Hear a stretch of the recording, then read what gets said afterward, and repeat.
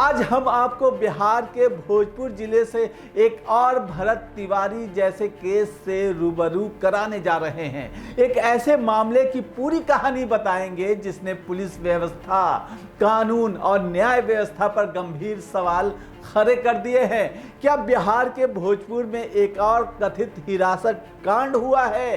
क्या पुलिस की कहानी में ऐसे सवाल हैं जिनका जवाब अभी तक नहीं मिला?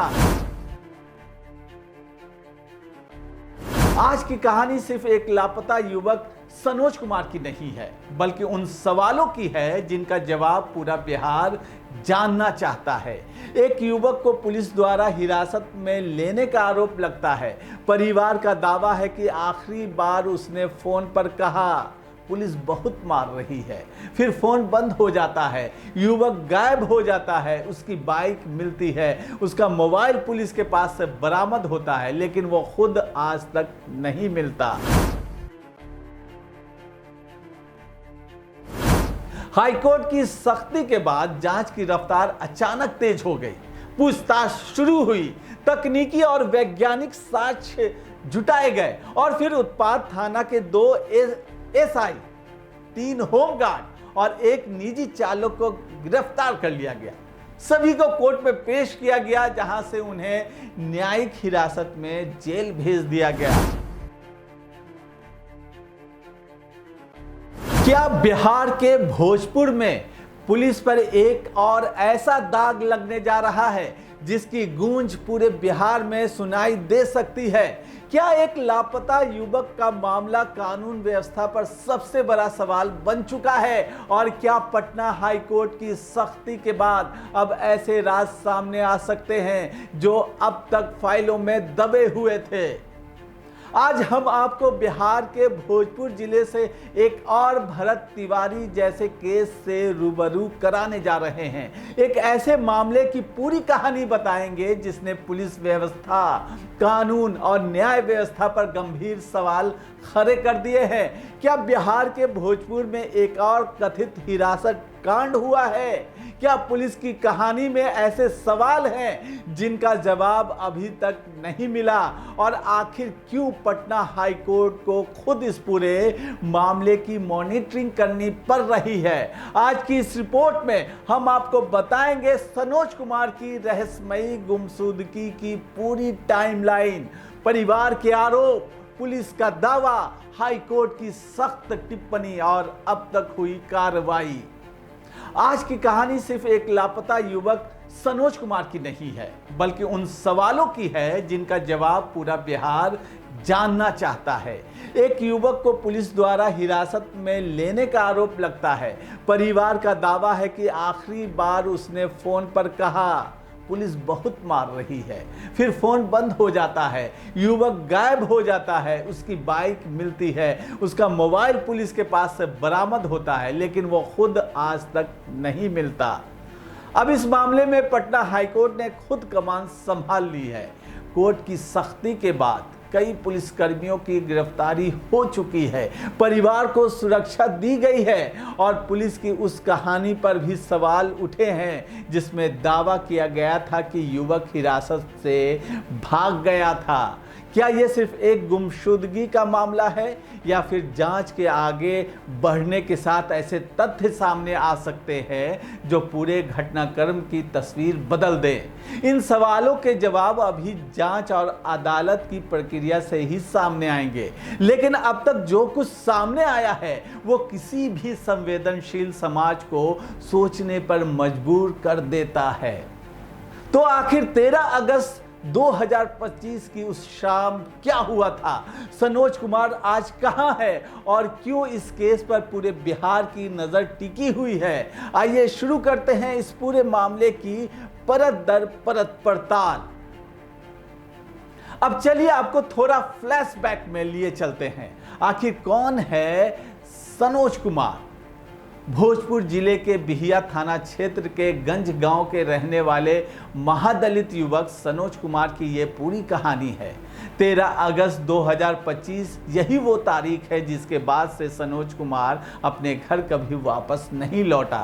परिवार का आरोप है कि उन्हें उत्पाद विभाग यानी आबकारी पुलिस ने धरहरा मुसहर टोली के पास से हिरासत में लिया था।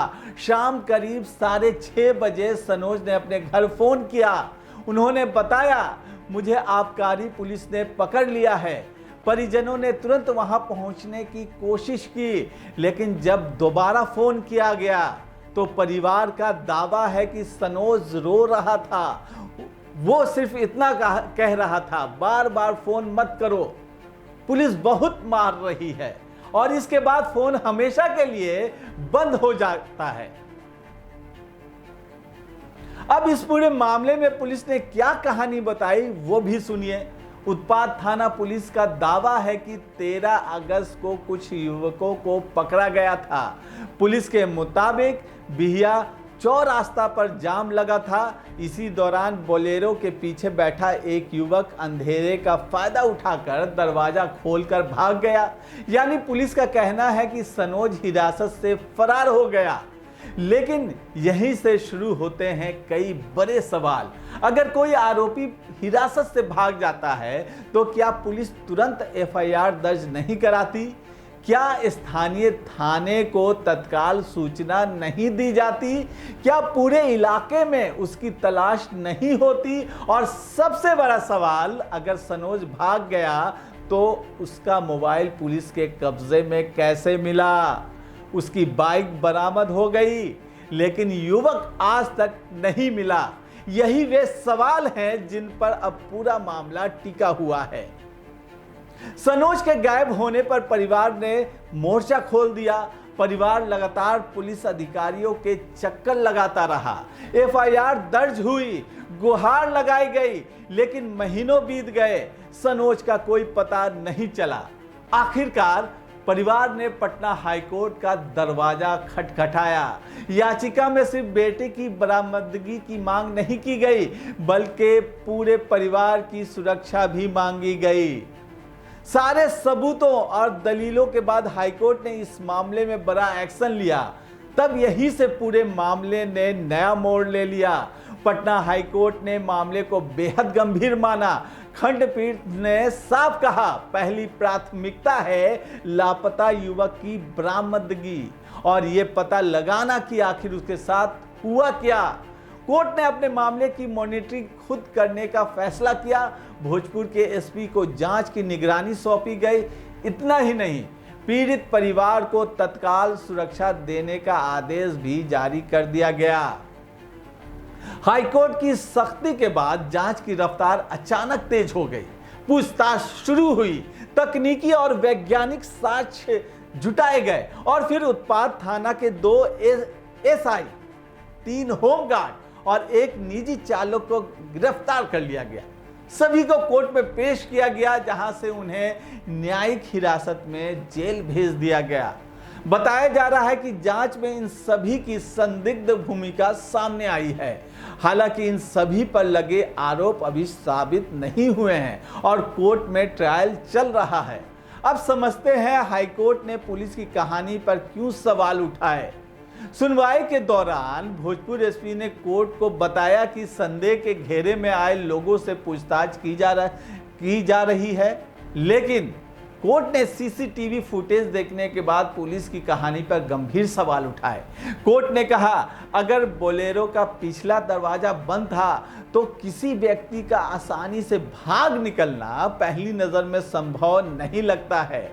यानी कोर्ट खुद पुलिस के दावे की गहराई से जांच चाहता है। अब सबसे बड़ा सवाल आखिर है क्या? इस पूरे मामले में सबसे बड़ा सवाल यही है, सनोज कुमार आखिर है कहां? अगर वे पुलिस हिरासत से भागे तो आज उनका कोई सुराग क्यों नहीं मिला? अगर वे भागे थे तो उनका मोबाइल पुलिस के पास कैसे पहुंचा? अगर पुलिस सच कह रही है तो तत्काल कानूनी कार्रवाई क्यों नहीं हुई? और अगर परिवार का आरोप सही है तो फिर यह मामला बेहद गंभीर हो सकता है। इन सभी सवालों का जवाब अभी जांच के बाद ही सामने आएगा। अब समझते हैं आखिर क्यों हो रही है भरत तिवारी मामले से सनोज कुमार की तुलना।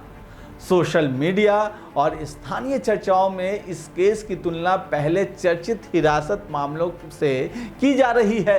हालांकि अभी तक किसी अदालत या जांच एजेंसी ने यह नहीं कहा है कि दोनों मामलों में समान परिस्थितियां हैं, लेकिन इतना जरूर है जब कोई व्यक्ति पुलिस कार्रवाई के बाद रहस्यमय तरीके से गायब हो जाए तो सवाल उठना स्वाभाविक है। और यही कारण है कि यह मामला पूरे बिहार में चर्चा का विषय बना हुआ है। सनोज कुमार आज भी लापता है। हाईकोर्ट की निगरानी में जांच जारी है। 6 पुलिसकर्मियों और एक निजी चालक के खिलाफ कार्रवाई हो चुकी है। परिवार को सुरक्षा दी गई है, लेकिन सबसे महत्वपूर्ण सवाल अब भी वही है, क्या सनोज कुमार जीवित है? अगर है तो कहां है? और उनके साथ कोई अपराध हुआ है तो उसका जिम्मेदार कौन है? इन सवालों का जवाब अब जांच और अदालत की प्रक्रिया ही से सामने आएगा। हम इस मामले की हर बड़ी अपडेट आप तक पहुंचाते रहेंगे। अगर आपको ये रिपोर्ट महत्वपूर्ण लगी हो तो वीडियो को शेयर जरूर करें ताकि ज़्यादा से ज़्यादा लोग इस मामले की जानकारी प्राप्त कर सके और खबर से रूबरू रहे। आगे भी इस तमाम पहलुओं की हम गहराई से विशेष चर्चा करते रहेंगे। फिलहाल मुझे दीजिए इजाज़त। नमस्कार।